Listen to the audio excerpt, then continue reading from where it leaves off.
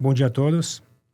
Bem-vindos à apresentação de resultados do terceiro trimestre de 2025 da WDC Networks.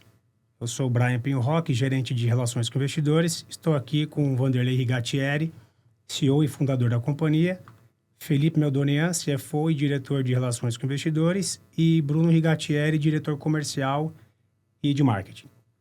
Vou ler o aviso legal.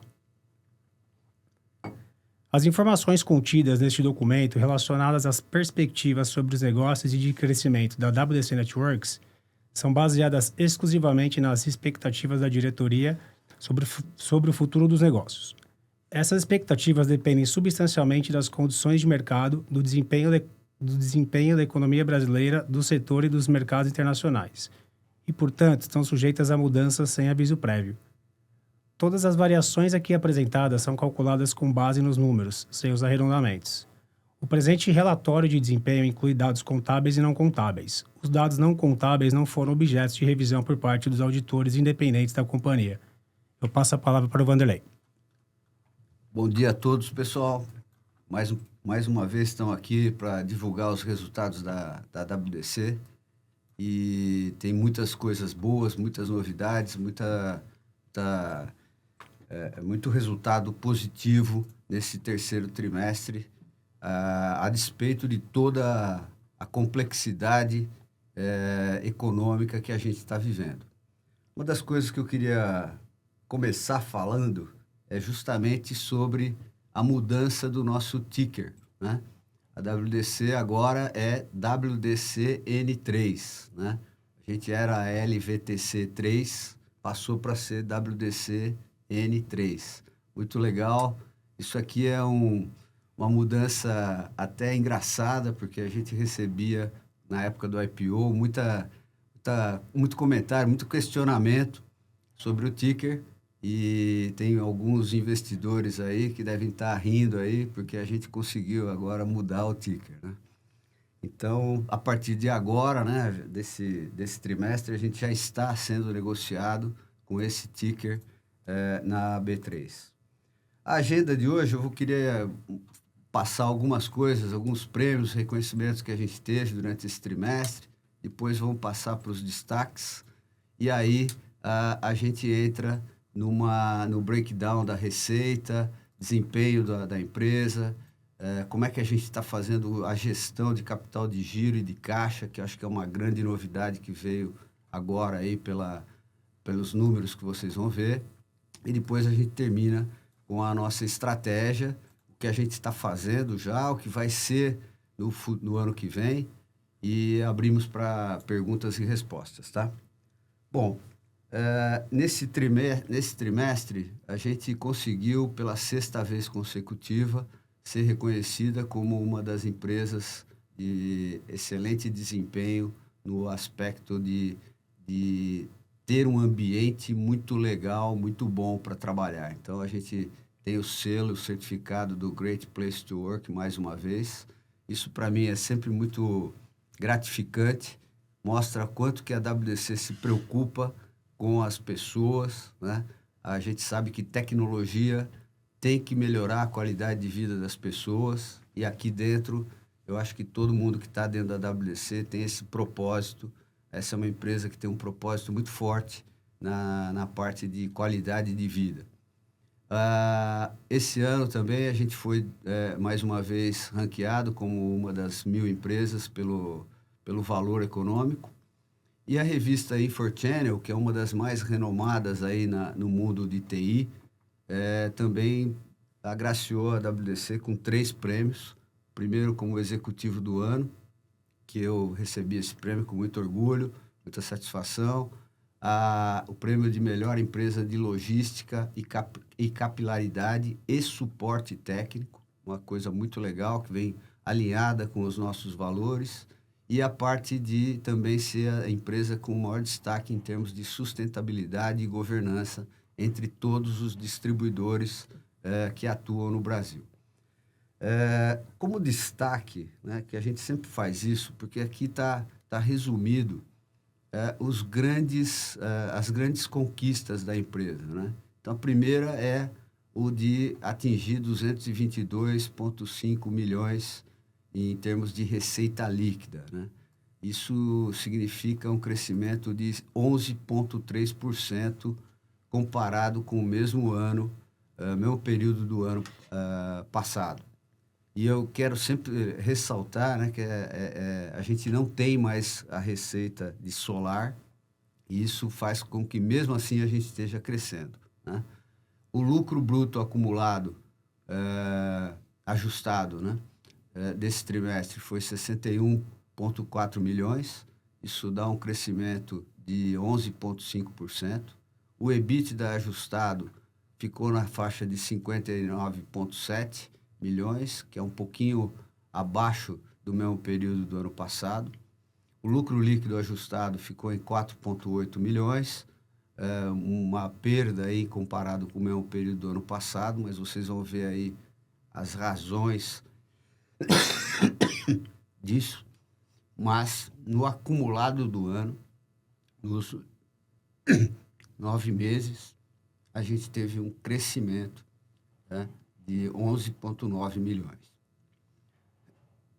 A geração de caixa, essa eu não posso nem tossir, pessoal, porque essa é a parte mais legal que a gente tem para mostrar. Ou seja, a WDC conseguiu ter um salto enorme no saldo final de caixa nesse trimestre. Atingimos 205 milhões. Isso com uma geração de caixa operacional de 98,5 nesse trimestre. Então, isso é um recorde para a gente.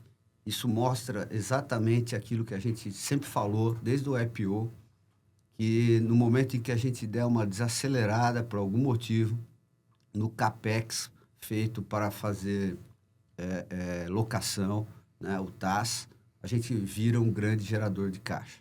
E é isso que a gente está colhendo nesse momento, né? A dívida líquida sobre o EBITDA está muito controlado, 1,74 vezes, que é menor aí do que o ano passado, que estava na faixa de 2,21 vezes. Então, a nossa alavancagem, o nosso endividamento está super sob controle. Isso deixa a gente muito contente e preparado para o que vem aí pela frente, né? O ano que vem, provavelmente, a gente tem aí muitas incertezas, ano de eleição, Copa do Mundo, é sempre um ruído, né, na parte econômica, e a gente está super bem preparado para enfrentar esse modelo aí no ano que vem. Vou passar a palavra para o Felipe, o nosso diretor financeiro, CFO, que vai detalhar um pouco mais os resultados. Obrigado. Obrigado, Vanderlei. Bom dia a todos. Dando sequência aqui na apresentação, a gente vai entrar na receita líquida. Aqui a gente tem um histórico longo que nós trouxemos, né? E mostra a consistência do crescimento quarter contra quarter, ano contra ano.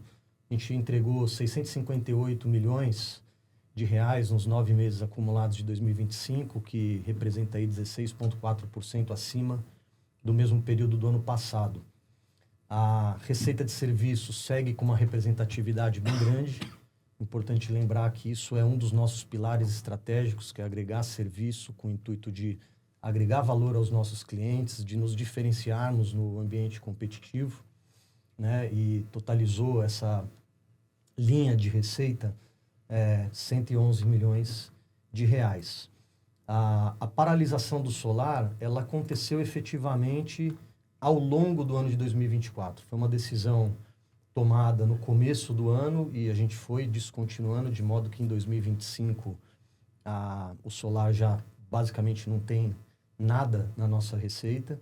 E é por essa razão que muitas vezes a gente faz a menção do ex-solar para comparação, para efeito de comparação adequada das bases. Aqui no breakdown da receita, por tipo de solução, isso é uma visão de produto, o que a gente observa, né? Telecom, que é o carro-chefe da empresa, ainda representa 50% da receita líquida total. Áudio e vídeo, cibersegurança, segurança eletrônica, somados, representam aí quase 40% da receita. E aqui acho que fica bem evidente o acerto da companhia, muitos anos atrás, na sua diversificação de portfólio. Né? Por um lado, Telecom teve uma queda de representatividade de 4 pontos percentuais ano contra ano, nos 9 meses acumulados. Por outro lado, a gente tem essas outras categorias de produto crescendo 8 pontos percentuais. Né? E a gente ainda tem infra de redes e data center, que ao final o Bruno vai trazer um pouco de perspectivas e tendências. A gente entende que são 2 categorias com potencial muito grande de crescimento por conta do ambiente que a gente vive, IA e a demanda de infraestrutura, por consequência, que parte das empresas nesse contexto. Nosso desempenho consolidado, em termos de lucro bruto, atingimos 191 milhões de reais, 29% de margem bruta. É a nossa melhor margem desde 2021. Né? Na medida em que a gente descontinuou solar era uma categoria que pesava no mix, né? A margem para baixo, na média ponderada ele pesava, então é natural que a gente veja esse comportamento dos 9 meses de 23, 24 e 25, um crescimento de lucro bruto, e um patamar super satisfatório, muito saudável. Nosso EBITDA totalizou praticamente 203 milhões de reais, quase 31% de margem, é uma margem super saudável. Ao longo do tempo, a gente nota uma pressão das despesas operacionais, que é o que justifica esse leve decréscimo que aconteceu nas margens, mas ainda assim a gente entende que tem uma performance consolidada muito satisfatória e também bastante saudável. Nosso resultado financeiro nos 9 meses de 2025 totalizaram 53 milhões de reais.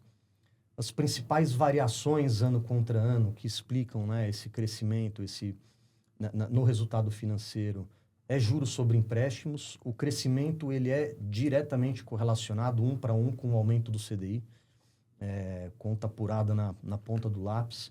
Existe uma variação mais significativa em IR ao fechar o câmbio de importação de software. Essa despesa ela está muito atrelada a novos fabricantes que têm um componente de software mais representativo e vem crescendo ao longo de 2024 e principalmente 2025. Então, é um efeito colateral de um crescimento do top line, de uma performance de venda mais satisfatória. A gente tem mais software acoplado aos equipamentos e traz esse efeito sobre o resultado financeiro. E AVP. Nesse terceiro trimestre de 25 foi o trimestre do ano com maior volume de acordos realizados. Então, vale lembrar que o acordo, na nossa visão, é uma maneira de evitar a judicialização, né, de um cliente que eventualmente atrasou, e aí existe esse efeito colateral no resultado financeiro do AVP. Importante para facilitar a análise de todos, notar que existem 2 one-offs, um em segundo trimestre e outro no terceiro trimestre. O primeiro, a gente já reportou no trimestre anterior, é um desconto concedido especificamente com uma negociação de um cliente. É um one-off, não é recorrente, né, essa proporção de desconto.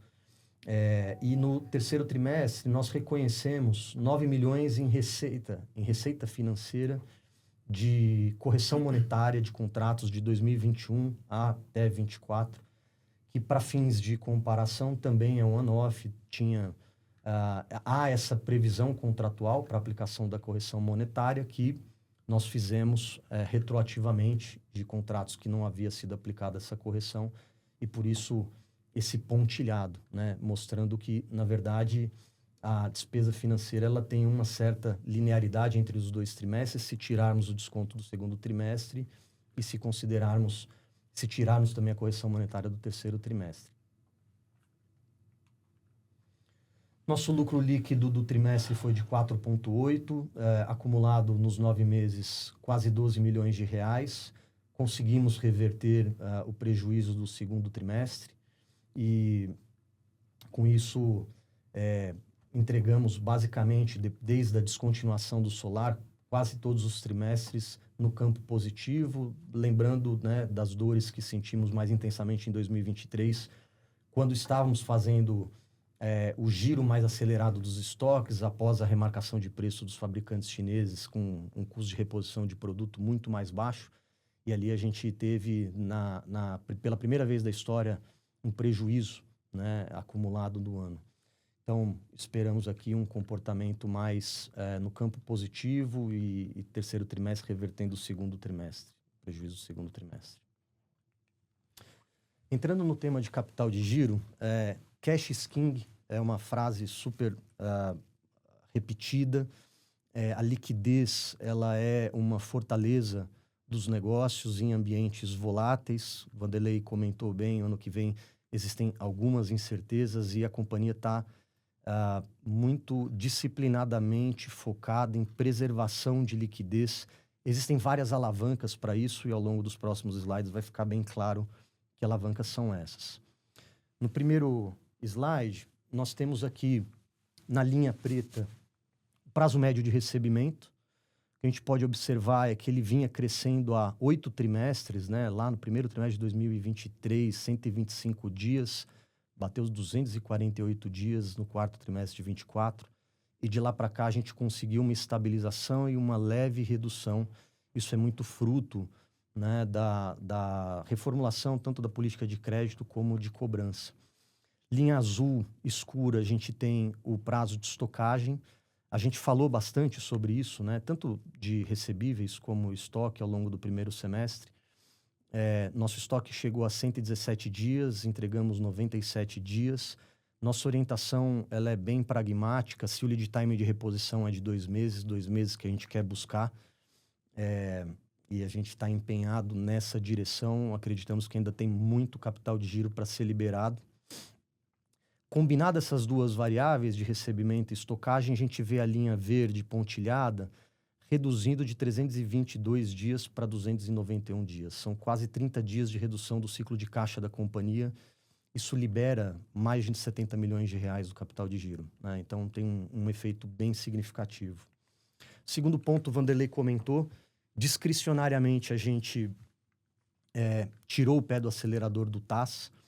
Se a gente acumula os 9 meses de 24 contra 25, tem evitamos, né, o desembolso a título de CAPEX para locação, também são algumas dezenas de milhões de reais. E na linha a gente vê o número de contratos. Isso não significa que a gente está perdendo a venda. A gente tem várias outras modalidades de pagamento que o cliente pode optar conosco. O que a gente está fazendo é preservar a liquidez na medida em que o modelo de negócio de TAS requer CAPEX upfront para receber em até 60 vezes.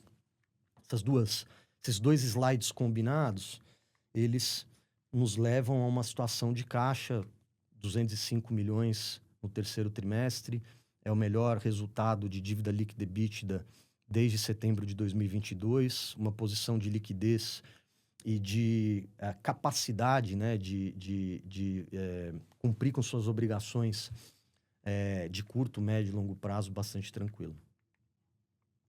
Conversão de caixa, isso é muito importante. Por trás da conversão de EBITDA em geração operacional de caixa, a gente tem justamente o efeito da gestão dessas variáveis de capital de giro. A gente chegou a 70% de geração.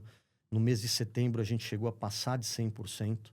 É claro que isso só é possível num ambiente em que há espaço de otimização do capital de giro. A gente ainda entende que tem bastante espaço de otimização e a gestão está alinhada e orientada no sentido de preservar essa alta passagem de caixa, de EBITDA para a geração de caixa. Foram 203 milhões, arredondando em grandes números, para 142 milhões de geração operacional de caixa nos 9 meses de 2025. O maior patamar dos últimos 3 anos. Consequentemente, né, partimos do segundo trimestre com 130 milhões para 205. Quem nos acompanha de outros releases sabe o tanto que essa barrinha verde cresceu, né? É o nosso recorde de geração operacional de caixa. No acumulado, 142 milhões também na geração operacional de caixa. A gente literalmente dobrou o caixa desde o começo do ano, nesses 9 primeiros meses, né? E, felizmente, ainda tem muita massa gorda, né, para ser tratada. A companhia ainda tem um espaço de otimização bastante significativo e a gente está convencido de que essa preservação de liquidez ela é essencial por conta do próximo ano que temos pela frente e temos convicção também de que todos estão aqui alinhados, empenhados em capturar essa oportunidade. Com esse slide eu termino minha fala, passo agora para o Bruno, que vai dar sequência na estratégia. Bom dia a todos. Isso que o Felipe mostrou é uma consequência dessa estratégia que a gente vem montando desde o começo do ano. E a gente passa um pouquinho aqui agora o que a gente espera, né, de continuar fazendo e o que a gente vai entregar agora para os próximos anos. Então, a gente falou um tempo atrás, né, sobre esses novos mercados que a WDC vai entrar, focando a entrega de soluções para as verticais, agregar os serviços gerenciados nesses projetos que a gente vende, aumentar a base e a recorrência dos integradores que a gente atende, estender o portfólio, o nosso portfólio B2B para os provedores e aumentar a capilaridade logística da empresa, né, nacionalmente e internacionalmente. Esses novos mercados, o que a gente fala? A gente tem aqui, basicamente, o que a gente mapeia, o que a WDC vem entregando e onde a gente vem atuando. Então, basicamente, revendas, telecomunicações e entretenimento são os mercados que a gente já venha falando desde sempre.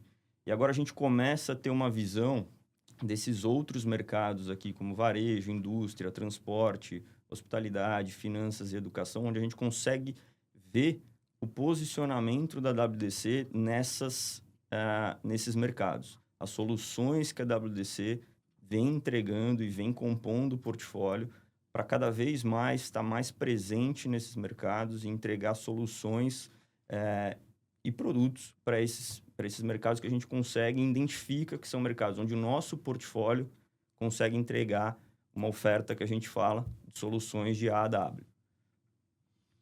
As tendências que a gente vê e que a gente já começa a colher frutos nesse ano, mas que a gente vê mais forte para o ano que vem, são basicamente apoiar a migração dos provedores, dos ISPs, no mercado B2B deles, né, onde a gente entende que realmente agora começa esse oceano azul para o provedor.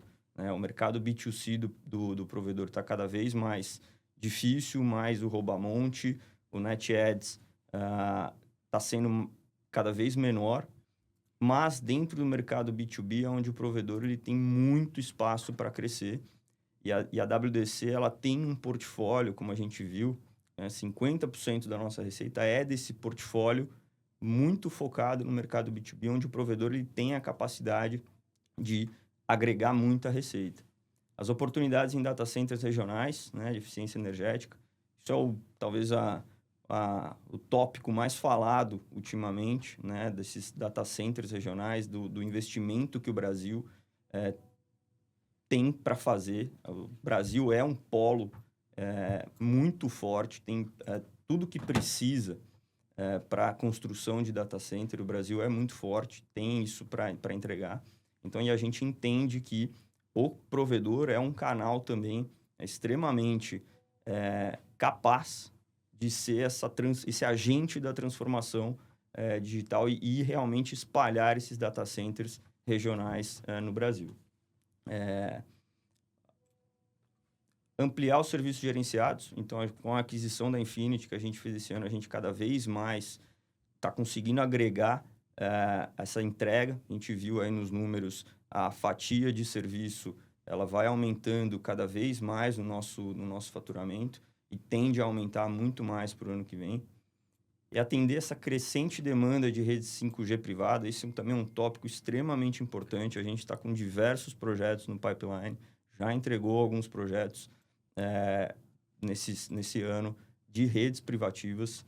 São aquelas redes usadas para a indústria, para o agro, para realmente você ter uma segurança de dados, você ter uma latência muito menor. E à medida que a indústria ela vai saindo do 4.0 para o 5.0, a rede 5G ela começa a realmente ser o ponto central para que isso realmente aconteça.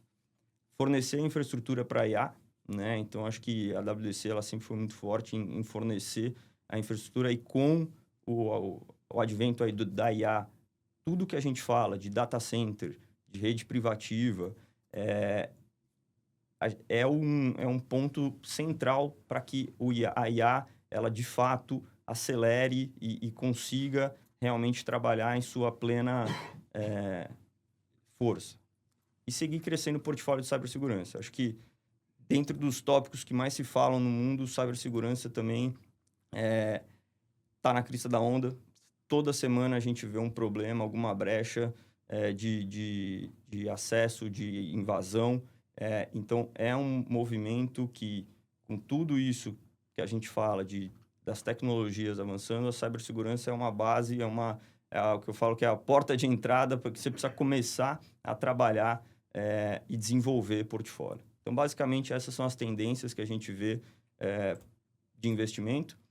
E aí, o que passa aqui no mercado, quando a gente analisa aí mídias especializadas e mídias de grande porte, é basicamente isso. Então, o mercado do provedor indo para o B2B, as máquinas inteligentes e cibersegurança, o futuro da indústria brasileira, conectividade rural com redes 4G e 5G.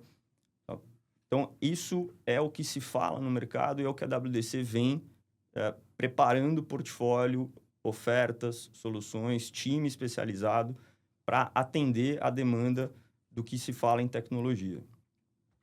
E aqui, para encerrar, uma pesquisa da Abradistic, onde fala onde vai ser as prioridades de investimento de curto prazo das empresas. Então, basicamente, inteligência artificial, cibersegurança, né, a mitigação de desastres climáticos, projetos de BI, cloud computing, 5G e os projetos de omnichannel. Então, a WDC está presente onde vai ser os investimentos das empresas do Brasil, de TI. Então, acho que está muito alinhado com o nosso discurso, com o nosso portfólio, como a gente vai atender o mercado. Então, eu encerro dessa forma. Estamos abertos para as perguntas.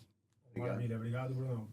Vamos passar agora para a sessão de perguntas e respostas, né? Lembrando que para fazer a pergunta, em algum lugar da tela aí, você vai localizar o botão Q&A, tá? Eu vou abrir aqui a sessão com a primeira da Priscila. A gente já abordou um pouco, tá? Mas eu vou ler porque a pergunta entrou antes da gente entrar no tema. Como pretendem surfar a onda da IA? É possível comentarem como a WDC se encaixa nesse ecossistema? Muito bom. Acho que falei um pouquinho disso. De fato, a gente vê que para a IA funcionar, ela vai precisar de data centers e, na indústria, uma rede 5G. Então, acho que a WDC ela consegue fornecer essa infraestrutura, essas soluções de data center para que cada vez mais... IA nada mais é do que muito dado rodando, acelerando. Então, precisa de data center para rodar essas informações. Então, a gente entende que a gente surfa esse crescimento fornecendo essa infraestrutura, apoiando projetos de data center e, consequentemente, para a indústria, essas redes 5G privadas, onde a gente precisa de baixa latência, grande velocidade de dados, segurança da informação. Então, a gente entende que é nesses pontos onde a WDC consegue, vai surfar a onda da IA no nosso mercado. Tá bom, vou puxar mais uma aqui do Anderson. O segmento solar ainda carrega algum estoque? Estoque zerado, a lição de casa foi feita aí ao longo, a decisão foi tomada, né, em 2023, virando para 2024. A descontinuação, ela aconteceu ao longo de 2024 e a gente já basicamente zerou os estoques. Estamos totalmente num novo capítulo sem o solar. É importante destacar que era um segmento que representava muito da receita, né? Mas era um segmento que comprometia o caixa, né? Que comprometia as margens. Então, foi uma decisão super acertada e, felizmente, capítulo virado. Ok. A próxima pergunta vem do senhor F. Nogueira. Notamos que o telecom vem perdendo força. Como a companhia vê esse movimento? De fato, tem uma diminuição aí da representatividade da nossa receita. A gente vê, como até falei um pouquinho, né? O mercado B2C do provedor, ele vem sofrendo um pouco.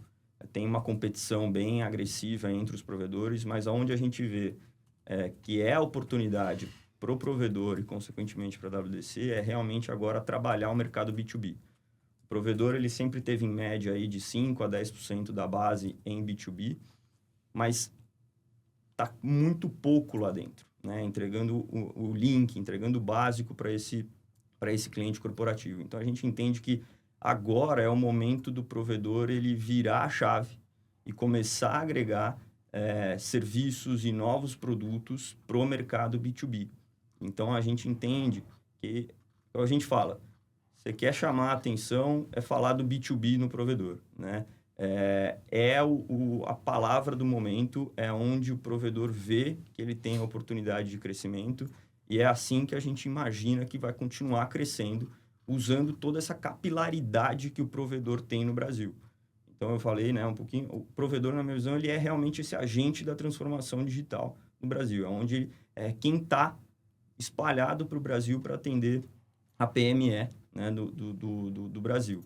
Então, entendo que é nesse caminho que a gente vai usar essa força do provedor. É sempre o foco dentro do B2B e agregando serviços em cima disso. Data center, redes privativas e por aí vai.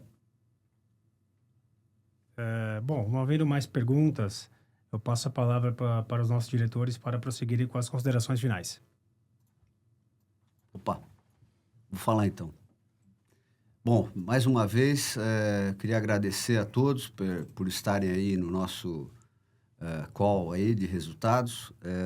Estou muito feliz por estar apresentando esse resultado tão melhor para a companhia, deixando a gente tão mais robusto em termos de caixa, em termos de gestão do capital de giro. Essas estratégias que o Bruno falou, para a gente é um ponto fundamental da execução. A gente acredita muito naquilo que a gente selecionou como portfólio, né? Os data centers regionais, toda a parte de eficiência energética, isso é fundamental para a IA, como a gente sabe. IA exige muito processamento de dados, precisa de muita energia para fazer isso. A gente está super preparado com os produtos, com a linha de produtos de energia, de bateria de lítio, tudo que vem no entorno dessa infraestrutura. E isso é fundamental para a gente partir. Já partimos, né? Como o Bruno disse, a gente já tem as equipes atendendo esses segmentos de mercado novos. Isso, com certeza, vai trazer um resultado muito positivo para a WDC nos próximos meses e anos aí. Então, acho que essa é a mensagem. A companhia teve, como o Felipe ressaltou, teve a coragem, né, de descontinuar em 2024 um segmento da energia solar que, particularmente para mim, era muito